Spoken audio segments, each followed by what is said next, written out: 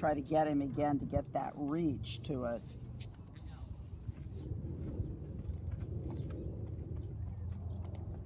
And I didn't pay attention to the schedule. What is the schedule? So lunch is next, and I actually had to swap things around. He was supposed to be after lunch. Okay. And then Karen, the owner of the Sandro Hitmare, so she's actually we have lunch break after him and then her. So what time do we start? We're probably doing really good on the schedule now. I think, because I got here pretty much right at 8:15. Yeah. I mean, we had to get, you know, everybody dressed with ears and stuff. You only have, I believe, 3 after lunch. Oh, Jody's not writing? No, she is. Oh, no, I'm sorry. Yeah, of course. Yeah. So what time do we start after lunch? 8:15, 12:30. Okay. What time is it now? It's about 11:30. Oh, so we're doing really well. Excellent. So I'll be done at 3:30. So we probably ought to talk at lunch about other dates and those sorts of things. Do you take a flight out right away after? Yeah, it's at 6. It Oh, was okay. the cheaper flight by a lot. The other flight was like ungodly expensive, or wasn't. I can't remember, unavailable. Okay. They normally would not pick the 6 o'clock flight, Right. but or else it was the last one, because they have a period of time where they don't do the really late flights. Yeah. And yeah, good.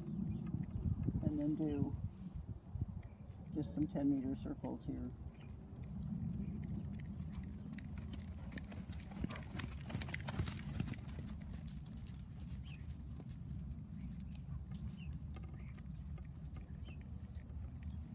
Good. Good. He could have a tiny bit less bend in the neck, but the balance was super. Excuse me. I'm gonna sneeze, I No think. problem. No, not quite. I'll sneeze later in your ear. Spent all yesterday sneezing with that Outside wind. rain. Outside leg on there. He's a little sort of sliding through your right side. He's not really crossing his hind legs. It's more sort of slippage. Good.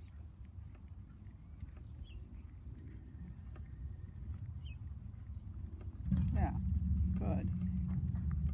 Yeah, so if he can carry himself in that balance with that extra energy, that it just brings his pole up but doesn't drop the base and the withers, that's where you'd really like him to be in the bigger picture. And you know, a little bit based on his brain, and a little bit his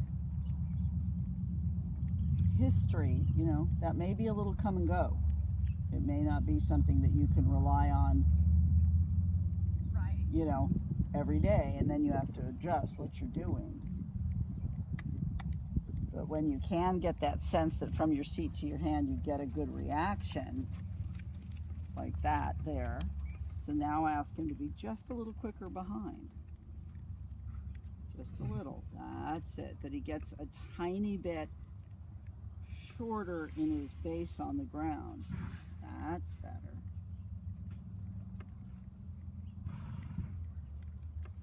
And again, watch his tendency to want to tip as opposed to reach, you know, so make sure he reaches to that outside rein without running through the outside rein.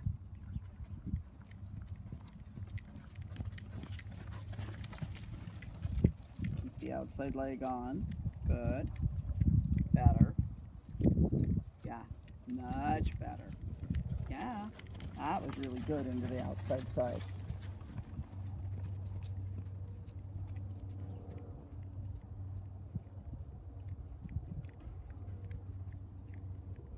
Yeah.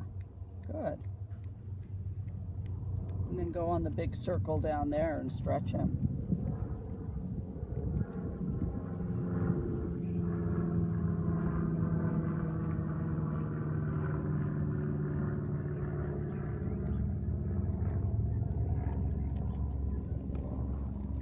Good. Make sure he stays connected so it's not quite so variable. He's a little more consistent. Good, yeah. So take a little more feel so that he's not able to kind of be so in out, you know, that he stays there a hair more for you. That's it. So even if it's a little less at first, that's better. And then pick him up and just put him up to your hand, and then I want you to stretch him again so that he doesn't just shorten. Nose is a little behind the vertical there, but not bad. But just so you're aware of it. That's better. That's better. So you can see he doesn't have to get into that tense trot to get his nose out. And that's the way we'd like it to be. Good.